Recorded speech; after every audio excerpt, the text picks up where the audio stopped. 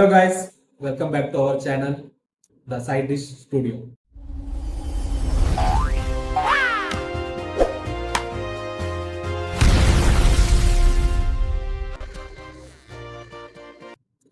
ಇವತ್ತು ನಾವು ರಿಯಾಕ್ಷನ್ ಕೊಡ್ತಾ ಇರೋದು ಡ್ರ್ಯಾಗನ್ ಗ್ಲಿಮ್ಸ್ ಅಂತ NTR ಮತ್ತೆ ಪ್ರಶಾಂತ್ ನೀಲ್ ಡೈರೆಕ್ಷನ್. ತುಂಬಾ ಆಂಟಿಸಿಪೇಟೆಡ್, ಯಾಕಂದ್ರೆ ಆಲ್ರೆಡಿ 4 ವರ್ಷದಿಂದ ಶೂಟಿಂಗ್ ಅಂತ ಪ್ರೋಗ್ರೆಸ್ ಅಲ್ಲಿ ಇತ್ತು, ಡಿಲೇ ಆಗ್ತಾ ಇತ್ತು for so many reasons. But ಈಗ NTR ಬರ್ತ್ಡೇಗೆ ಗ್ಲಿಮ್ಸ್ ಅನ್ನು ಬಿಟ್ಟಿದ್ದಾರೆ. ಆಲ್ಮೋಸ್ಟ್ ಪ್ರಶಾಂತ್ ನೀಲ್ದು ಕಾಂಬಿನೇಷನ್ ಅಂದ್ರೆ ತುಂಬಾ ಡಿಲೇನೇ ಶೂಟಿಂಗ್. ಬಟ್ ಪ್ರಾಡಕ್ಟ್ ಅದೇ ತರ ಕೊಡ್ತಾನೆ, ಅದಕ್ಕೆ ಸೋಕೆ ಪ್ರಶಾಂತ್ ನೀಲ್ ಡಿಲೇ ಆದ್ರೂ ರಿಲೀಸ್ 11 days ಆಯ್ತು. ನಮ್ದೇ ಲೇಟ್ ರಿಯಾಕ್ಷನ್ ನಮ್ದೇ ಇರಬೇಕು, ಬಟ್ ಇಟ್ಸ್ ಓಕೆ. ಲೇಟ್ ಆದ್ರೂ ಲೇಟೆಸ್ಟ್ ಆಗಿ ರಿಯಾಕ್ಷನ್ ಕೊಡಿ. ಓಕೆ,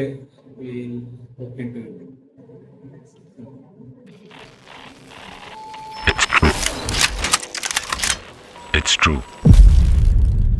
బ్రిటిష్ వాళ్ళు భారతదేశానికి కాటన్, స్టీల్ మరియు స్పైసెస్ కోసం వచ్చారు. కానీ 250 ఏళ్ళు ఒక మొక్క. They came here for the opium poppy, which produces the most addictive substance in the world, heroin. ప్రపంచంలో ఓపియంని అత్యధికంగా పండించేవి 2 ప్రాంతాలు, తాన్ మరియు గోల్డెన్ ట్రయాంగిల్. బ్రిటిష్ వాళ్ళు వాటిని ఆధీనంలో ఉంచుకొని 95% ఓపియం ట్రేడ్ని కంట్రోల్ చేసేవారు. In 1947, when the British left India, they also left behind the most profitable business in the world. దాంతో ఆ వ్యాపారం 2గా చీలింది. ఒకటి ఆఫ్ఘన్ ట్రేడింగ్ కంపెనీ, మరొకటి గోల్డెన్ ట్రేడింగ్ కంపెనీ. అప్పుడే ఓపియం వార్స్ మొదలయ్యాయి. అప్పుడే ఈ villains పుట్టుకొచ్చారు. Genesis chapter. Villains of Afghan Trading Company. On the first day, God created light.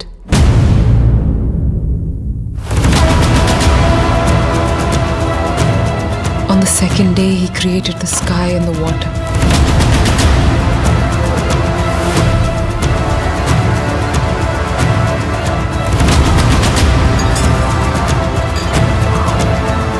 On the third day, He created the land and the vegetation.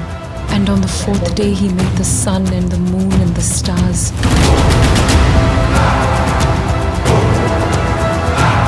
On the fifth day, He created the creatures in the sea and the... music, you can feel that.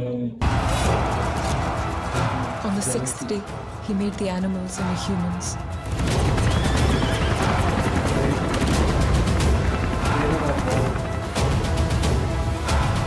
He trains the 91 deaths. And on the seventh day, God rested. And then NTR.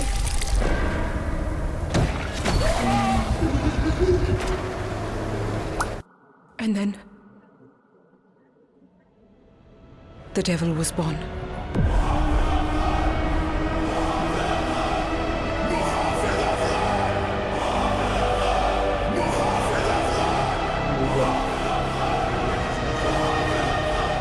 దేవుడు నాకు గొప్ప వరం ఇచ్చాడు. Trigger నొక్కగానే మర్చిపోవడం.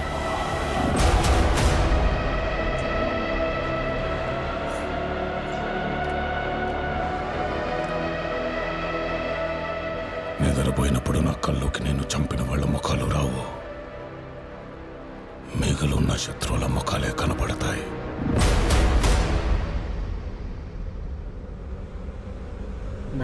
పొరపాటున కూడా నా కల్లోకి రావద్దు.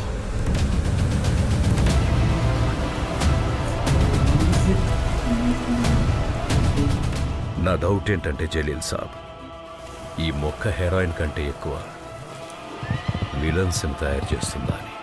ఈ కథలో అందరూ విలన్లే ఉన్నారు. వారికి కూడా తెలుసు, విలన్ల ఘోరాలు ఎక్కువైనప్పుడు కథలోకి ఒక హీరోని దించాలని. ఈసారి ఆ క్యారెక్టర్ మీదే సార్, మీరే అవ్వాలి.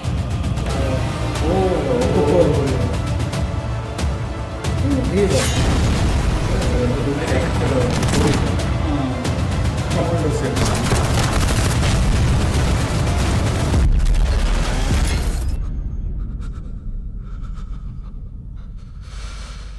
Intense 2027 27.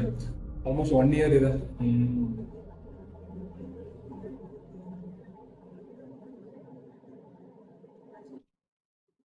Again Bhuvan Govinda Same team. ಅಲ್ಲ ಪ್ರಶಾಂತ್ ನೀಲಿಂದು ಎಲ್ಲ ಆಲ್ಮೋಸ್ಟ್ ಅದೇ ಟೀಮ್. ಡೈರೆಕ್ಷನ್ ಸೇಮ್ ಇದೆ. ಭುವನ್ ಗೌಡ, ರವಿ ಬಸು. ಪ್ರೊಡ್ಯೂಸರ್ ಮಾತ್ರ ಚೇಂಜ್. ಮುಂಚೆ ಎಲ್ಲ ಹೊಂಬಾಳೆ ಫಿಲ್ಮ್ಸ್ ಇತ್ತು, ಈಗ ಇದೆ ಮೈತ್ರಿ ಅವರು ಮಾಡ್ತಿದ್ದಾರೆ. ಐ ಥಿಂಕ್ ಅದು ಮ್ಯೂಸಿಕ್ ಇದೆಲ್ಲ ಇವರ T series. Distributor T series, but core production company ಮೈತ್ರಿ ಅವರು. ಐ ಥಿಂಕ್ ಇವನು ಕೂಡ ಈ ಡ್ರ್ಯಾಗನ್, KGF ಚಾಪ್ಟರ್ 1 ಚಾಪ್ಟರ್ 2 ಇದಕ್ಕೆಲ್ಲ ಸಿಂಕ್ ಮಾಡ್ಬಿಟ್ಟ. ಇಲ್ಲ ನನ್ಗೇನು ಅನಿಸ್ತಾ ಇಲ್ಲ. ಅಂದ್ರೆ ಈಗ ಎಲ್ಲರೂ ಅದೇ ಯೂನಿವರ್ಸ್ ಸೇಮ್ ಯೂನಿವರ್ಸ್ ಅಂತ ಇಲ್ಲ ಅಂತ ಅವರು. ಪ್ರಶಾಂತ್ ನೀಲ್ ಕೂಡ ಅದು ಇಂಟರ್ವ್ಯೂ, ರೀಸೆಂಟ್ ಇಂಟರ್ವ್ಯೂ ಹೇಳಿದ್ದಾನೆ, ಅದು ಯೂನಿವರ್ಸ್ ಅಂತ ಇಲ್ಲ ಅಂತ, ಡಿಫ್ರೆಂಟ್. ಬಟ್ 1967 ಅಂತ ಇದೆ ಅಲ್ಲ, ಸೊ ಆ ಏರಾದಲ್ಲಿ 60s 80s 70s ಅಲ್ಲಿ. ಬಟ್ ಅದೇ ಸ್ಟೈಲ್ ಇದೆ. ಬಟ್ ಸ್ಟೈಲ್ ಇದೆ ಅಂತ ಸ್ಟೋರಿ ಗೊತ್ತಾಗುತ್ತೆ ಡಿಫ್ರೆಂಟ್ ಇದೆ ಅಂತ. World different. Prashanth is best in building the ಏನಂತ ಹೇಳ್ತಾರೆ, ಲೊಕೇಶನ್ ಎಲ್ಲ ಇರ್ಬೋದು, ಆ ಬಿಲ್ಡ್ ಮಾಡ್ತಾರಲ್ಲ ಒಂದು. ಇದ್ ನೋಡಿದ್ರೆ ಗೊತ್ತೈತೆ ಫುಲ್ಲಿ ಡಿಫ್ರೆಂಟ್ ಸ್ಟೋರಿ ಅಂತ. ಯಾಕಂದ್ರೆ ಅಫ್ಘಾನಿಸ್ತಾನ, ಆ ಟ್ರೇಡಿಂಗ್ ಸ್ಟೋರಿ ಡಿಫ್ರೆಂಟ್ ಇದೆ. ಬಟ್ ನೋಡೋಣ ಹೇಗೆ ಮಾಡ್ತಾರೆ. ಸ್ವಲ್ಪ ಇಂಟೆನ್ಸ್ ಇದ್ದಂಗಿದೆ. ಈಗ ಒಂದು ರವಿ ಬಸು ಮ್ಯೂಸಿಕ್ ಕೂಡ ಒನ್ಸ್ ಅಗೇನ್ ಥಿಯೇಟರ್ ಸೀಟ್ ಎಲ್ಲ ಶೇಕ್ ಮಾಡುತ್ತೆ. ಏನೇ ಅಂದ್ರು ಏನೇ ಅಂದ್ರು KGF ಮ್ಯೂಸಿಕ್ ರವಿ ಬಸೂರಿಗೂ ಬೀಟ್ ಮಾಡೋದು ಇಷ್ಟ.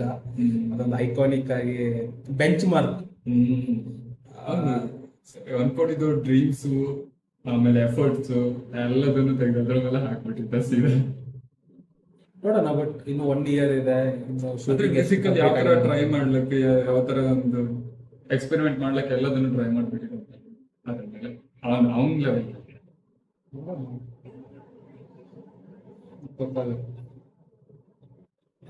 ಸ್ಟೋರಿಲಿ ಅಫ್ಘಾನ್ ಟ್ರೇಡಿಂಗ್ ಕಂಪ್ನಿ ಅಷ್ಟೇ ವಿಲನ್ಸ್ ಅನ್ನ ಇಂಟ್ರೊಡ್ಯೂಸ್ ಮಾಡಿದ್ದಾರೆ.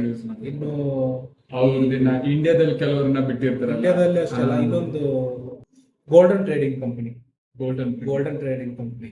ಸೊ ಅಲ್ಲಿ ನೀವು ಇಂಟ್ರೊಡ್ಯೂಸ್ ಮಾಡಿಸಿಲ್ಲ ವಿಲನ್ಸ್ ನ, ಅಲ್ಲಿ ಯಾರಿದ್ದಾರೆ ಅಂತ ನೋಡ್ಬೇಕು. ಓಕೆ, ಇದೊಂದು ಫನ್ ವಾಚ್ ಇರುತ್ತೆ. Same action pack drama, story ಕೂಡ